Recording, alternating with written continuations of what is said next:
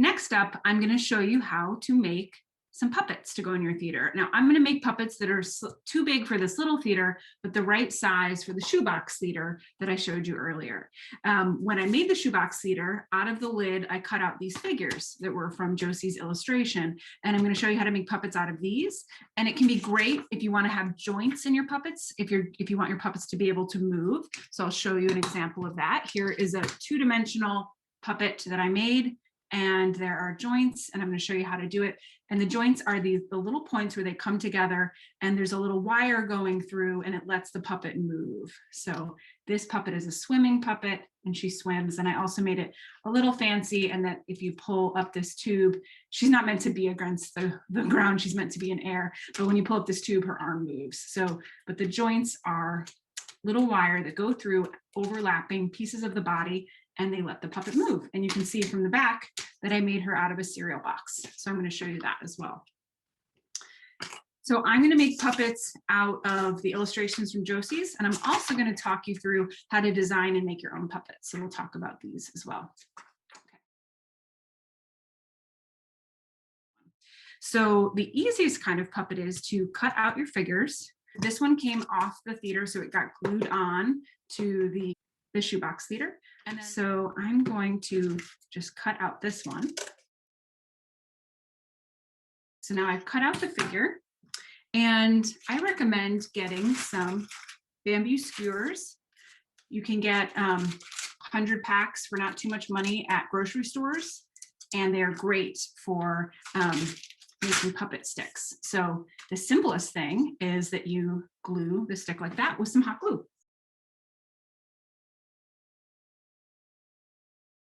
And then that's all you need to do. You want to make sure you have enough hot glue to attach it. And then I've got a puppet. So that's a very simple puppet. Next, I'm going to show you how to make one with joints. So I'm going to make this one with a head that has movable head. So I'm going to cut out this puppet.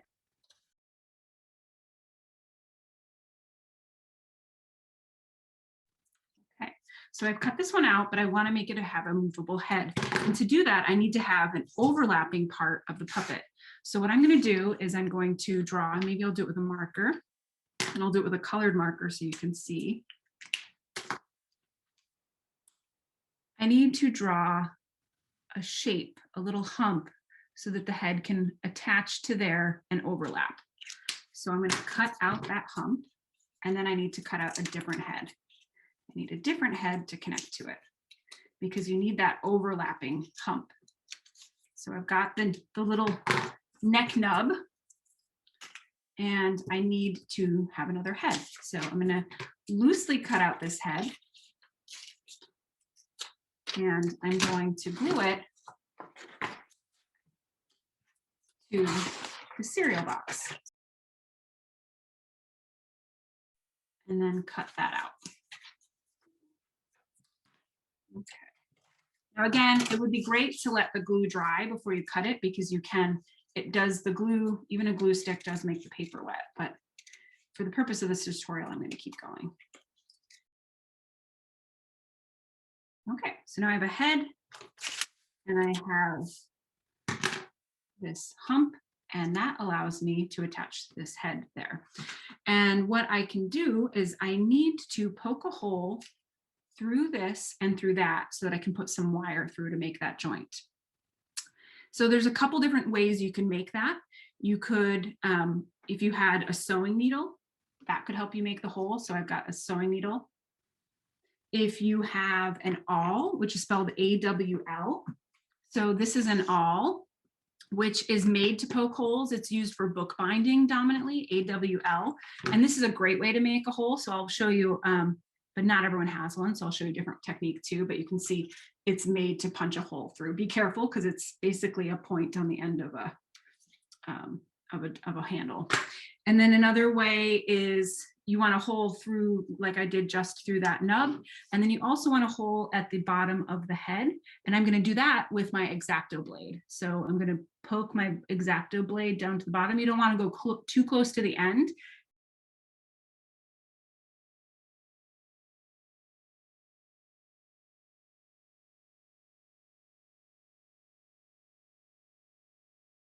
So now I have a hole near the base of the head and I have a hole in this nub of the head and I need to connect them. Now there's a couple things you could connect them with. You could connect them with thread and put thread through and have a knot on each side.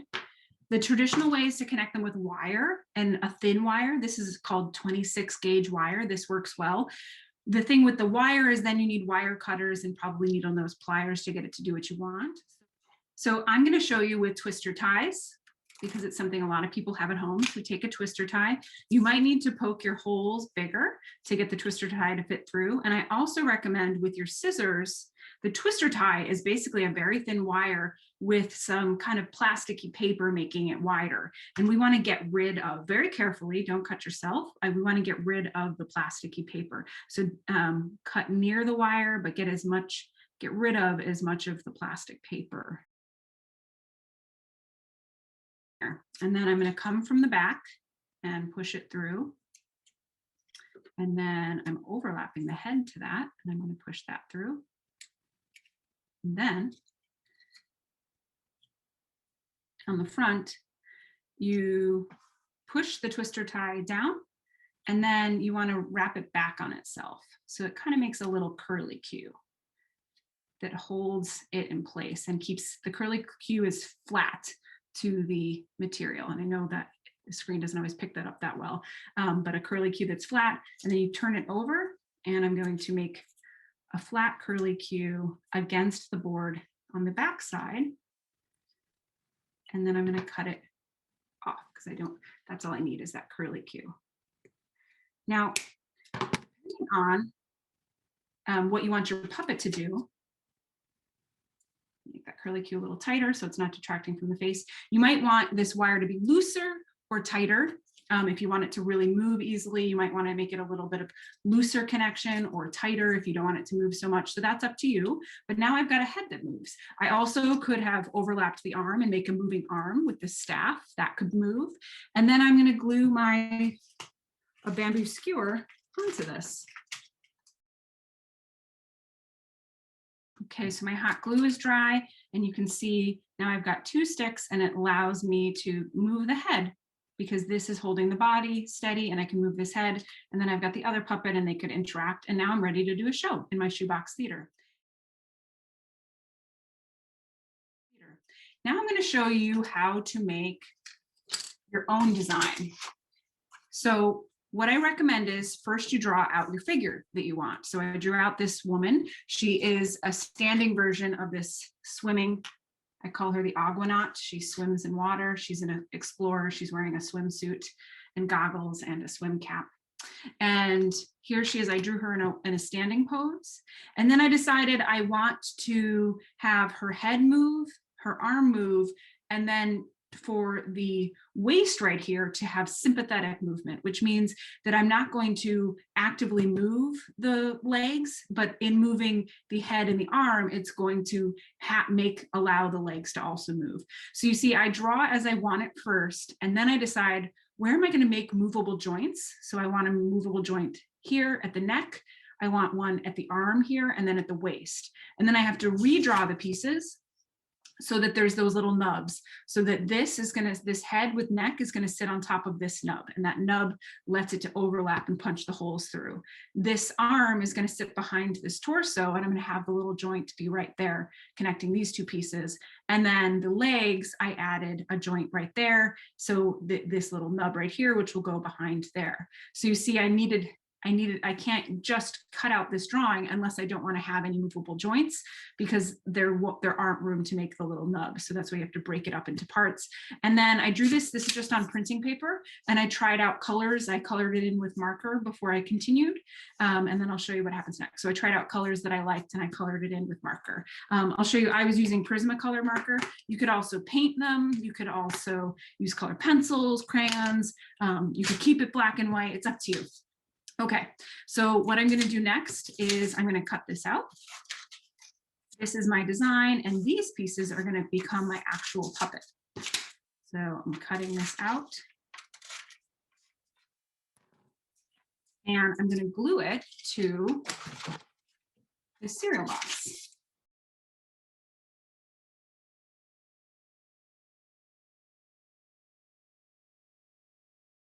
Okay, so I let that dry a bit, and then I am going to cut out my pieces.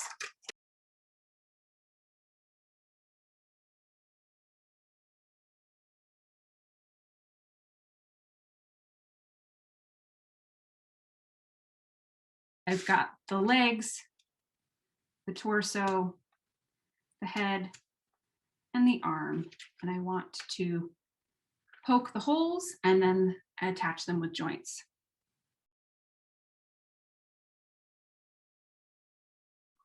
So to connect these pieces, I am going to either, just like we did with the earlier puppet, this one, either use the twister tie, which I'm going to show again, or the wire. So with a twister tie, just to show that again, I'm taking a twister tie and I'm going to cut off the plastic sides so that it's as skinny as possible. So I've got the twister tie with the sides cut off, it's as thin as possible. And I'm going to start by connecting the torso to the legs. I'm going to come from the back, and you've already decided based on where the nubs are how they overlap. So I'm going to come in from the back. And then you make the curly Q that's flat against the puppet. And if it's a little long, like that tail is a little long off the curly Q, I'm going to snip it off with my scissors. And that's the great thing about twister ties is you can cut them with scissors, whereas it's a little harder with wire to cut with scissors. And then we want a curly Q on this side.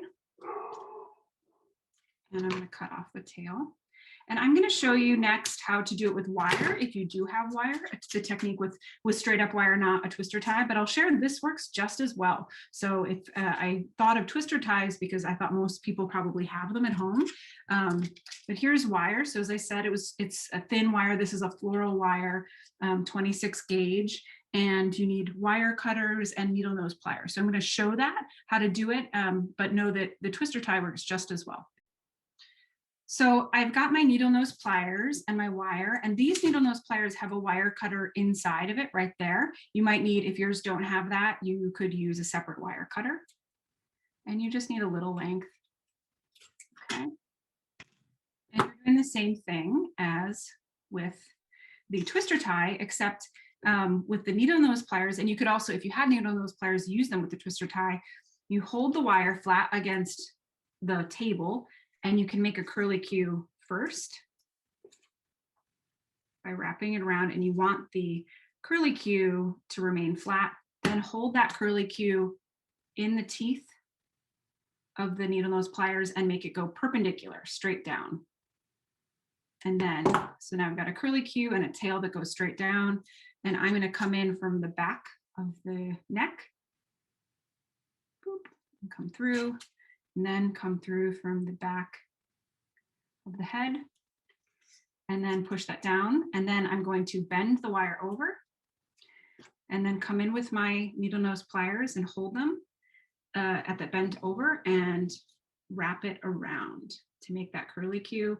Then with the side of my needle nose pliers, I'm going to push it down, and then I want to cut it off, the tail, not the whole thing, then your puppet would be broken. And it's a little bit harder with this internal wire cutter to cut off that tail, but we'll make it work. Like separate needle nose wire cutters will let me do that. And then make sure that it's down. And then I've got the head and the waist joint. And I've got one more to do, the arm, and I'll do that with twister tie. Okay, so I've attached the arm with the twister tie, and now I have a movable head, a movable arm, and the waist moves. And all that's left is to attach some rods.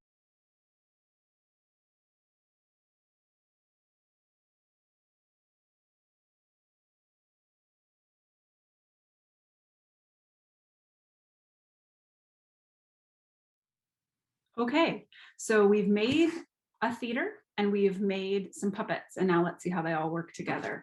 So here is the shoebox theater that the tutorial showed you how to make. And then here are the puppets that we made together. And they can act, they have the bamboo skewers, and we've got this one with the moving head, and this one can come in and they could move around, and it's fun to think about, how does this puppet best move? Is it a slow mover? Is it a quick mover? Oh, maybe she's quicker. And then the head for talking. So here we've got these two. We also made the puppet of my own design, which you can make two. And she has some extra joints. So then you play around, how do those joints work? And I'm realizing I think the arm joint is a little bit stiff, so it's making the whole body move kind of funny. So I might make the joints a little bit looser so that I have more ability, but then you play around with, is that joint working? Yeah, she's got a lot of nice joints, but I think some of them might be need to be a little looser to allow her to move better. So that just means redoing the twister ties. And then today we started by making this little theater. And I thought I'd share that I then made, out of the cutouts that were in here, I glued them to the cereal box, and I cut them out and glued toothpicks to them. So instead of the bamboo skewers, these are so little, toothpicks are great. So I have two puppets. I didn't make any moving joints, but here are the two puppets, smaller, and with the toothpicks. And you can see how if you drew a puppet on each side, like they could have different facial expressions, or if you have one on each side, it lets them turn. Right now, you see cereal box if it turns around, but if you draw an image on the other side, then they can turn around and leave. But right now they can go this way, they could back up. Yeah, but toothpicks are a great height. Or if you make it out of a matchbox, it can be great to use the matchsticks to attach to the puppets. That's a good size too. So that is an introduction to toy theater. I hope you enjoy and make really fun shows all of your own. One of my favorite things about this medium is that anyone can do it. You can use stuff that's just at home, cereal boxes, cardboard boxes, tea boxes, anything that you have available to you. And you just need your imagination of characters, and you can perform plays that already exist. You can perform a favorite childhood book. You could perform your own poem that you've created, a story that you love. Anything is possible in a toy theater, and it's to share with your friends. So I hope you enjoy, and happy making.